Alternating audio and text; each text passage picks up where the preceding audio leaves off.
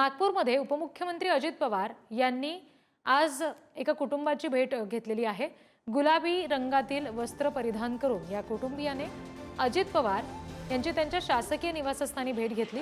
नागपूर जिल्ह्यातील उमरेड इथून झोडापे कुटुंब इथं आलं होतं आणि त्यांच्याशी या सगळ्या संदर्भात बातचीत केलेली आमचे प्रतिनिधी जितेंद्र शिंगाडे। नॉट रिचेबल होते, मात्र आता ते रिचेबल झालेले आहेत आणि कार्यकर्त्यांच्या भेटीगाठी घेत देखील आहेत। आपल्यासोबत एक कुटुंब आहे, नागपूरच्या उमरेडमधून आलेलं कुटुंब आहे, झोडापे कुटुंबीय आहे आणि दादांनी जो गुलाबी रंग यावेळी वापरलेला आहे त्या गुलाबी रंगातील हे पूर्ण वस्त्र धारण करून इथे आलेले आहेत। लहान मुलांपासून आई वडील देखील आले आहेत। आपल्यासोबत आहेत विलास झोडापे। काय सांगाल, तुम्ही आज दादांची भेट घ्यायला आले आहेत आणि खास तुम्ही गुलाबी रंगाच्या रंगातील वस्त्र परिधान करून आले।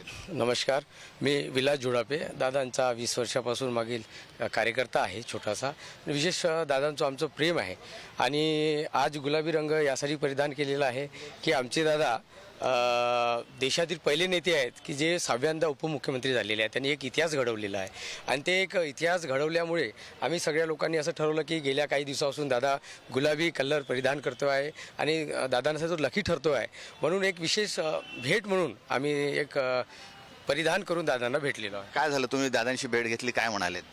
दादांना आम्ही पुष्पगुच्छ देऊन शुभेच्छा घेतलेल्या आहे सगळ्यांनी सहपरिवार मिळून। तू भेटलाय अजित दादांना, भेटला आतमध्ये जाऊन? हो, काय म्हणाले दादा? ते यांना का म्हणते दादा शुभेच्छा मी म्हणाला होता। काय तू भेटला दादांना? हो, काय म्हणाले दादा? दादा हसले।